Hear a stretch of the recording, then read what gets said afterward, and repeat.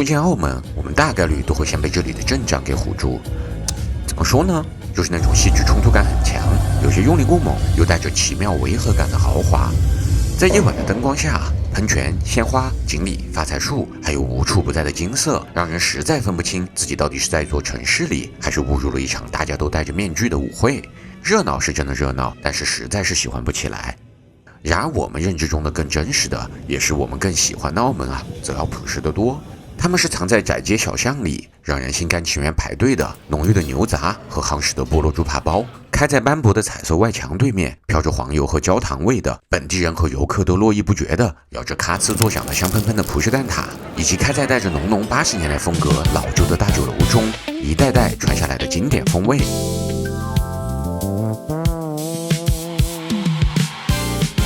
嗨，我是喜歡帶你們探索美食的肉仔肉，今天跟我們一起，讓我們撥開浮华，感受最真實的澳門美食煙火氣。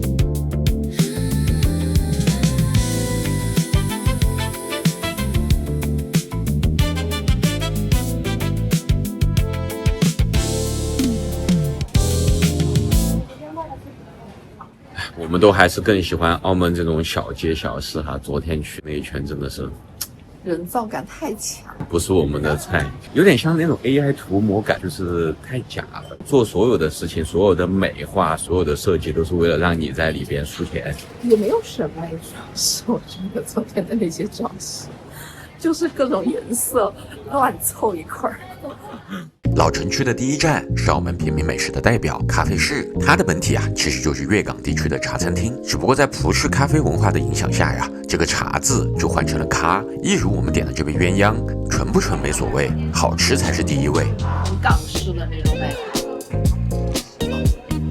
道，茶味跟咖啡味都蠻濃的。說起大灣區的頂級平民美食啊，牛雜可不能少。哇，它這個牛雜給的真的很多耶。不過澳門牛雜在粵式滷水的基礎上啊，添磚加瓦，融入了來自東南亞的咖喱、沙爹以及歐洲的香料，燉煮出了一鍋奇妙的葡澳風味。滷的超級軟嫩入味的，這麼大一塊牛筋，肯定好吃的。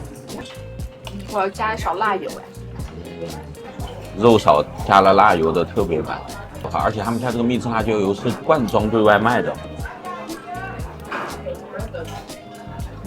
再來口飯，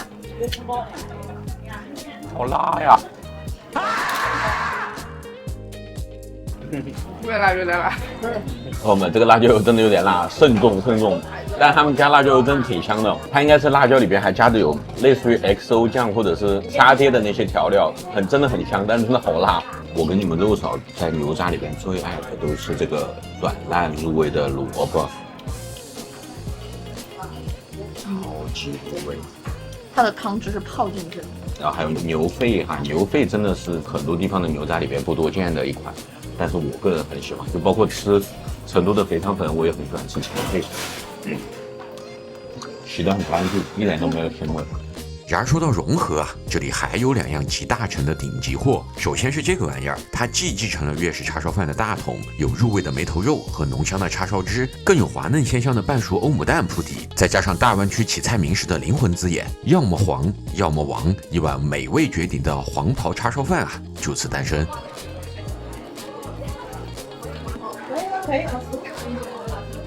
蛋嫩叉燒入味，加上叉燒汁。給你們吃一口。然而更誇張的還要數下面這個家伙，我只能說，如果菠蘿包在第一層，那麼第二層的菠蘿油肯定想不到，在第三層啊，居然還有高手。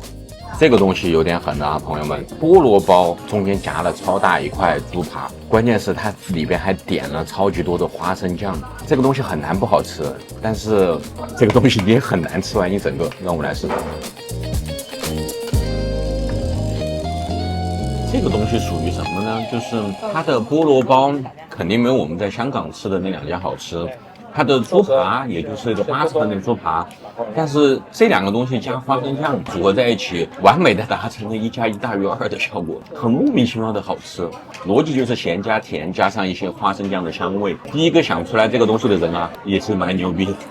我们4個人一共是吃了335澳幣哈，算下來也就是人民幣280塊錢，可以給到夯的2個東西，一個是黃袍叉燒飯，第二個是它的牛雜，真的非常非常的入味。總的來說，這家在街頭小吃裡邊可以給一個頂級，我覺得沒毛病。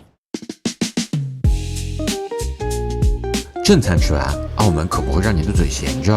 深受廣府點心茶樓文化的影響，同時又被葡萄牙和歐洲甜點熏陶，澳門的點心種類和店鋪啊，簡直是多如牛毛。你只需到遊客區走一遭，手和嘴都能忙個不停。不過真正的好東西嘛，是大概率不會出現在這裡的，他們總會藏得更深一點，因為寶藏嘛，總等待着你去挖掘。我們意外發現了一家新開的傑拉托店，就在大3巴走出來的一條街上哈，然後試了幾個味道之後非常的不錯，於是我們就決定買了一個超大杯3個口味的，他們家的黑芝麻、桂花烏龍和陳皮小金桔都非常棒。我們還在感嘆說大灣區的陳皮如此好吃，但是我們卻在廣州和香港都沒有碰到陳皮味的傑拉托，今天終於在澳門碰到了。它黑芝麻真的是非常非常的濃郁哦，桂花烏龍的茶香和桂花香也都是爆棚的。我們最喜歡的陳皮小金桔，它那個陳皮的回味你是能完整的吃出來，就是那種老年陳皮給到的發酵的乾香的，類似於烏梅的那種香氣。然後我們這一碗是64澳幣，也就差不多是50幾塊錢人民幣。很棒，推薦。他們家是才開1個月，然後我們也是誤打誤撞就是進去的。他的小餅乾呢也都是自己手做的，然後也很脆脆香香的。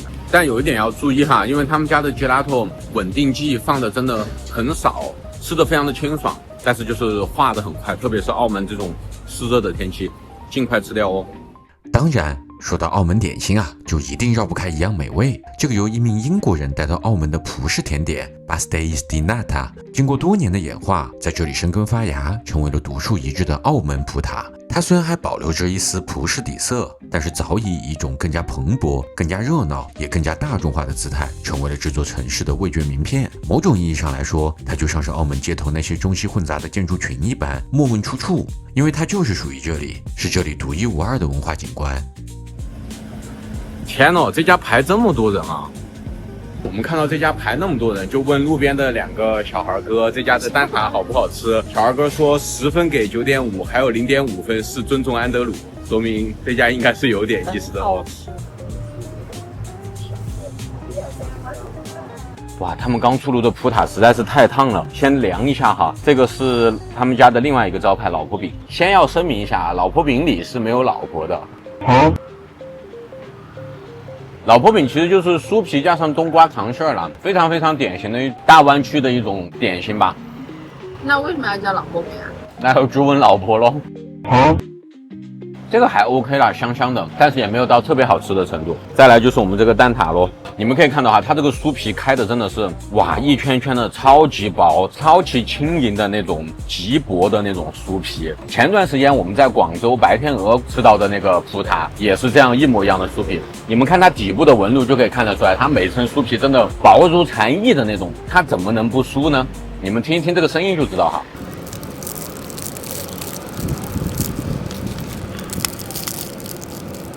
現在我們來試試這個味道。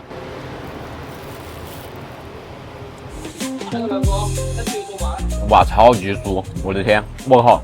如果說法式千層酥拿破崙的酥脆程度是6分的話，這個葡撻的酥脆程度是9到10分，就這麼厲害，我一點都沒有誇張。然後它的這個蛋餡兒非常濃郁的奶香味跟蛋香味。它已經和一個日式布丁的那種絲滑程度差不多了，口感非常非常的好，而且完全沒有蛋腥味，非常的香。就是葡撻真的是要熱吃的哈，這個跟弗朗還真的是不一樣。哇，好吃！我覺得這個蛋撻滿分沒有任何問題。小孩哥，9.5分你還是太保守了。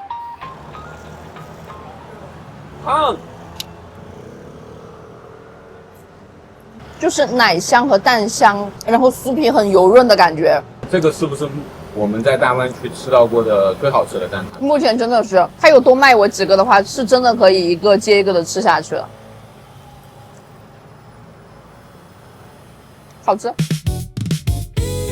當然，咱們開頭提到的那家英國人大叔開的店啊，也是一定要去看看的嘛。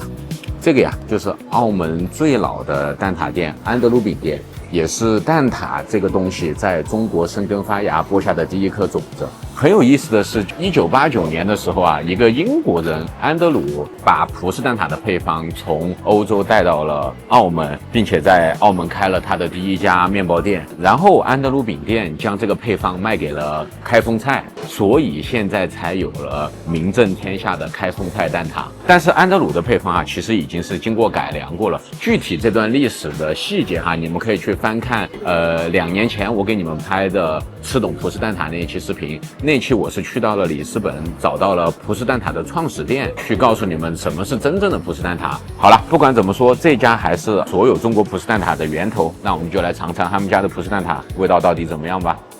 現在還是很燙的階段啊，我們先等它涼一涼。葡式蛋撻就是要熱吃，剛出爐的時候才是最好吃的。從外觀來判斷的話，其實它沒有那天我們碰到的那家詹西餅店的烤得透徹，就它的烤色可以再深一點，黃油給到的那種榛果香味啊會更濃一點。酥皮的整潔度呢也沒有之前那家詹西餅店的做得好，然後確實是能聞得到濃濃的黃油香，然後表面的上色呢也還 OK 吧。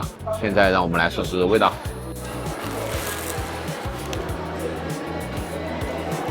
非常油潤的餅皮，酥脆度還不錯。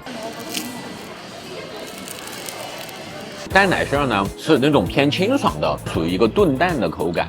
你能明顯的吃到這個塔餡裡邊的脂肪的感覺啊，要低很多，所以它整體的香氣也要差那麼一些。但是蛋腥味同樣是處理的還比較好的。你們可以看到哈，這個蛋餡兒它是會有一點洩水的，這個點哈就充分說明它的蛋液裡邊蛋黃的比例太低了。這個也是為什麼它沒有詹西餅房那家吃着爽、吃着那麼香的原因。不得不說啊，開封菜是有好好在學這個配方的，它的味道真的跟開封菜的蛋撻非常的像哈。所以在我們中國人認知裡邊的蛋撻，從小吃到的蛋撻就應該是這個味道的。所以當很多咱們國內的朋友到歐洲或者是去嘗到那種所謂的純正的老式葡撻的時候，會有那種滿頭問號的感覺哈，為什麼會是這個口感？為什麼會是這個甜度？原因就在這裡。不過也足以見得哈，他當年的這一步改良哈，是做的多麼的成功，多麼的重要，以至於蛋撻成為了現在國內我覺得應該算是最有名的一個西點，沒有之一吧。非常有意思的一段歷史，分享給你們。我們一盒4個蛋撻是52澳幣哈，折合人民幣就是40來塊錢。我覺得作為尊重9分，沒有任何的問題。畢竟這是蛋撻夢開始的地方，也還是很值得來打打卡，來試一試這個傳奇餅店的。其實啊，融合更像是澳門的一層濾鏡。但如果你真的走進澳門人的日常，就會發現這裡的底色其實還是很廣府的。只不過這裡和廣州、香港啊還不太一樣，不讓他們將各種廣府飲食扔進高速運轉的商業機器中，捲出了新高度。在這裡，早茶和點心更像是被保留在舊時光裡的生活習慣，是老澳門的生活機理。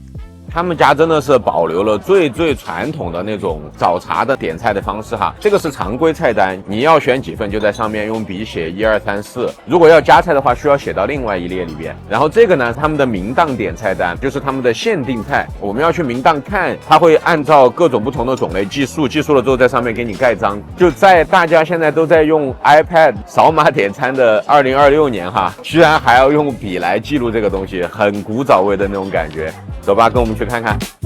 我先看一下哦，謝謝哦。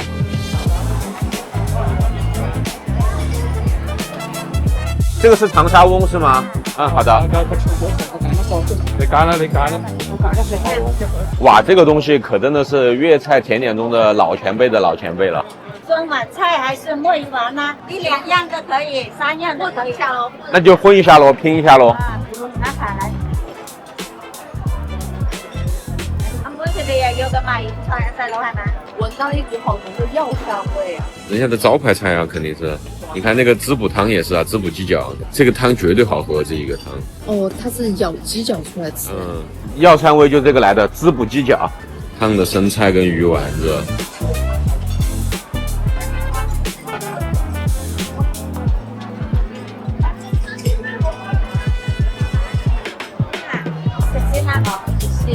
天哪，搭配生菜，好爽！再粥，這是體驗這種古早味早茶，我們要先吃了啊。這是腸粉。它的蝦腸粉裡邊加了韭黃，腸粉本身很爽滑，Q 彈稍稍缺一點，但是也是一個非常及格的腸粉了。可能要少。天，它裡邊包了3隻蝦，朋友們有點離譜哦。一般的蝦餃裡邊包1顆蝦，人家這個聯邦大蝦餃包了3顆蝦，不愧是聯邦哦。大師傅包蝦餃的技術應該還蠻好的，能包那麼多蝦進去。很燙哦。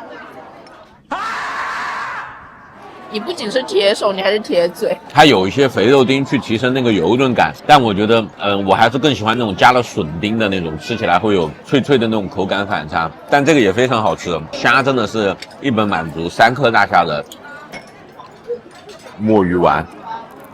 多少炸的？一箱炸的都会有。哇，它裡邊有加肥肉丁，鮮香 Q 彈，它墨魚丸裡邊還有加陳皮，我的天，非常提味。猝不及防的流沙包，這個猝不及防的爆漿流沙包啊，我好久沒有吃到了。在巴黎100%都是速凍的，你看看人家這個多大的餡兒！哇，鹹蛋黃給的好足，超級滿足的那種蛋黃香味哦，好吃。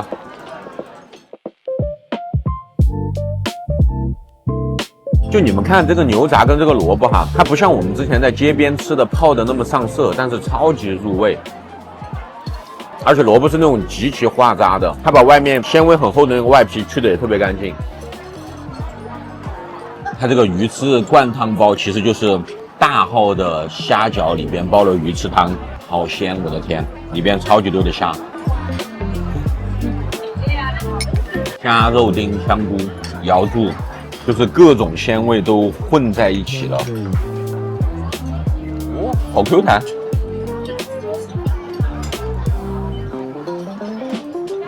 糖沙翁，大灣區地區的古早甜點哈，最早是明末時期就已經有這個東西了。最開始的配方是糯米粉加豬油做的，後來由於西式糕點的傳入哈，它的做法上進行了一些改良。其實這個東西你可以把它理解為一個炸的泡芙麵糊，只不過它裡邊沒有擠奶油而已。然後由於這個東西啊一定要現炸現吃，基本上只有在那種講究現制的然後古早的茶餐廳找得到。讓我們在我們的舒適區裡試一試這個廣式古早老甜點到底是什麼味道啊！哇，雖然我們一開始沒有先吃，這都放冷掉了，但是他們家這個糖沙翁做的真的很好。外面的薄薄的那層砂糖，加上酥脆的外殼，超級棒的酥脆感。而且你們可以看到，裡邊是非常滋潤的軟綿的狀態哈。因為泡芙本質就是一個用蒸汽撐開麵團的這麼個過程嘛，所以裡邊其實是完全是蒸熟的，而且整個沙翁吃起來一點都不油膩，他們家的。